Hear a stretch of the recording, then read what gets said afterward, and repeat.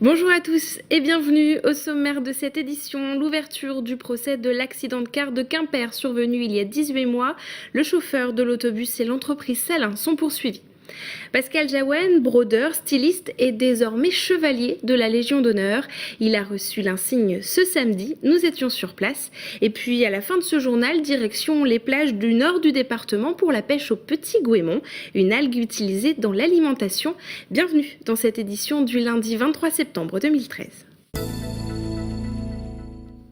Le procès de l'accident de car du rond-point de Gourvilly s'est ouvert ce lundi à Quimper. L'audience doit entre autres déterminer s'il y a eu une erreur de conduite du chauffeur et si la société de transport a bien assuré la formation du conducteur. Pour rappel, le 17 mars 2012, un car de la compagnie Salin se renversait au giratoire de Gourvilly à l'entrée de Quimper. 12 personnes avaient été blessées, dont 3 grièvement. Frédéric Lorenzon était à l'ouverture du procès. Il y avait beaucoup de monde ce lundi au tribunal de Quimper pour soutenir les victimes de l'accident. Au banc des accusés, le chauffeur du car et le patron de la société, Michel Salin. Pourquoi le 17 mars 2012, à la sortie Gourvilly à Quimper, le car n'a pas ralenti et qu'il s'est finalement couché sur la chaussée? Les débats ont porté principalement sur le régulateur de vitesse et sur le freinage. La société Salin refuse d'être tenue pour responsable et plaide un défaut de conduite de la part du chauffeur. A priori, donc, c'est quand même très compliqué d'utiliser ce système, surtout pour quelqu'un qui a parcouru des dizaines de milliers de kilomètres en s'aidant de ce système. À l'issue de tout ce qui a pu être dit ce matin, je ne vois toujours pas ce que l'on peut reprocher de précis à la société Salin. La société Salin qui avait employé ce chauffeur retraité depuis quelques mois à cause d'un surcroît d'activité. Cette passagère qui a perdu une main le 17 mars veut que ce procès serve à améliorer la sécurité. Le chauffeur disait bien qu'il était à 90, mais ça a été démontré qu'il était à 100. Donc voilà, l'excès de vitesse a entraîné beaucoup de choses derrière. Il n'a pas pu gérer le frein de secours. Je ne comprends pas. On a beau mettre des cars de plus en plus beaux, de plus en plus équipés. Mais voilà, la formation derrière ne suit pas. Les débats se sont poursuivis une partie de la soirée. La décision du tribunal devait être mise en délibéré. L'image du jour, c'est cette voiture, une voiture à barbiche, un véhicule capable d'aspirer grâce à des capteurs l'air ambiant et de détecter la présence de gaz. Il va rouler toute la semaine à Brest pour surveiller les canalisations. Ce modèle circule déjà dans toute la Bretagne depuis 2 ans. Brodeur, styliste, chef d'entreprise et maintenant chevalier de la Légion d'honneur, Pascal Jaouen a reçu l'insigne samedi à Quimper dans les nouveaux locaux de son école de broderie. Une distinction qui salue la carrière de cet artiste qui a toujours gardé la Bretagne comme source d'inspiration. Nous vous faisons chevalier de la Légion d'honneur. Pascal Jaouen a reçu son insigne samedi à Quimper des mains de Mylène Salvador, une amie dentelière, elle-même chevalier. Une centaine de personnes étaient présentes, sa famille et le couturier Paco Rabanne, le parrain de son école. Être brodeur et styliste et récompensé de la Légion d'honneur par le président de la République, je crois que c'est un très grand honneur et je suis très heureux de la recevoir. Pascal Jaouen crée sa première école de broderie en 1995. Aujourd'hui, il est à la tête de 22 écoles où près de 900 élèves apprennent les techniques qu'il a découvertes à ses débuts. Enfant, j'ai toujours fait partie d'un groupe traditionnel, comme beaucoup de jeunes aujourd'hui, et j'ai été admiratif de tous ces costumes qui étaient portés avec cette broderie. Et grâce à Viviane Elias, qui est une personne qui a très tôt pris conscience que ça pouvait être un art qui pouvait disparaître, a mis en place des cours de broderie, dont j'ai suivi ces cours. Et lorsque j'ai découvert ces cours, je suis tombé dans le panier à perles. Voilà, ça a été un monde merveilleux. Pascal Jaouen, chef d'entreprise, brodeur, mais aussi styliste. Sa prochaine collection sur le thème du Gwenadu sera présentée à Quiberon au mois de mai. Un nouvel hommage à sa Bretagne qu'il n'a jamais quittée. Et direction les plages de Ploudalmézeau maintenant pour partir à la découverte du petit goémon. Pendant des années, ils étaient nombreux à ramasser cette algue pour se faire un peu d'argent.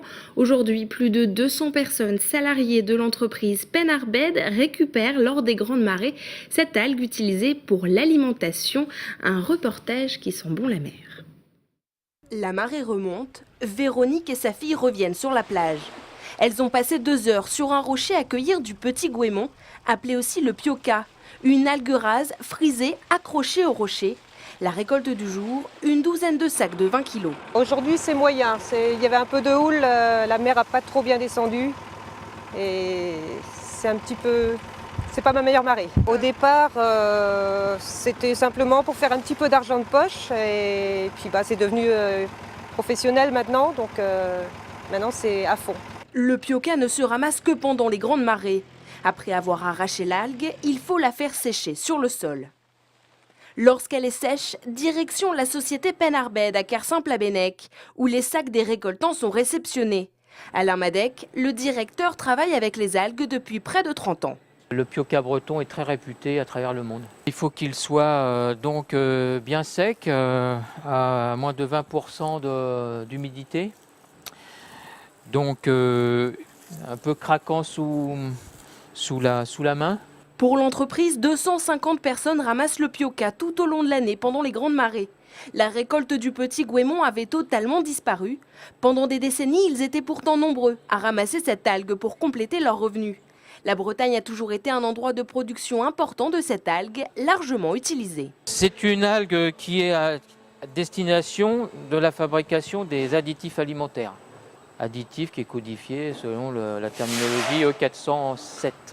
C'est un gélifiant, émulsifiant, épaississant, qui est beaucoup utilisé dans les produits laitiers. Pour Alain Madec, l'algue est plus que jamais nécessaire à son entreprise. Il cherche toujours une centaine de cueilleurs.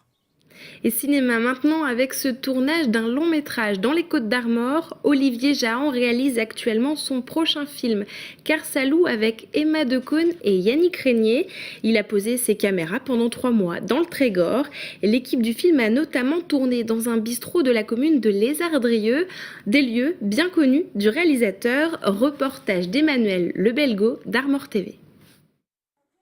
C'est dans une ambiance décontractée mais studieuse que les 3 personnages du film se donnent la réplique autour d'une table de restaurant. Éléonore, jouée par Emma Decaune, vient de perdre son père. En héritage, elle reçoit sa maison, située dans les Côtes-d'Armor. Décidée à la vendre, elle part le temps d'un week-end avec son ancien compagnon Samuel, campé par Yannick Régnier, pour récupérer des affaires et faire visiter la bâtisse à de possibles acheteurs. 2 jours rythmés par les visites organisées par Jeanne Rosa dans le rôle de l'agent immobilier, un week-end plein de surprises et d'émotions pour les 3 personnages. C'est le temps des souvenirs d'un amour qui s'est brisé 6 mois avant, mais qui est toujours assez vivace. Et c'est aussi l'histoire du deuil qu'on doit forcément faire. C'est après le deuil, hein, c'est une phase qui est toujours compliquée à gérer, je pense.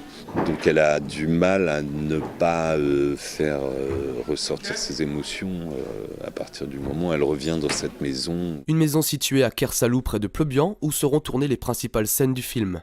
Une demeure qu'Olivier Jahan connaît bien quand la réalité rejoint la fiction. Comme c'est un film qui n'a pas un gros budget, l'idée principale c'était de se dire on a cette maison, on peut tourner, essayons de faire un film autour de cette maison, de cette histoire, etc. Il n'y avait rien de plus simple que de venir ici dans cette maison qui est donc la mienne maintenant puisque c'était celle de mon père et dont j'ai hérité.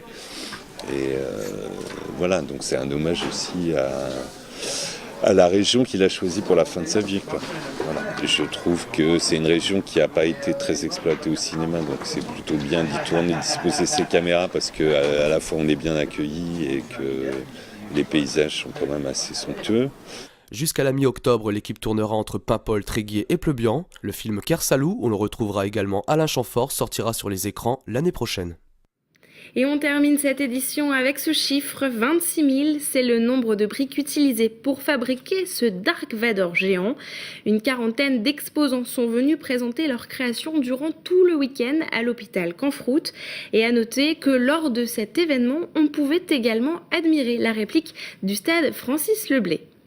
Merci à tous de nous avoir suivis. On se retrouve demain à 18h30 pour un nouveau point sur l'actualité locale et régionale. Bonne soirée sur TBO.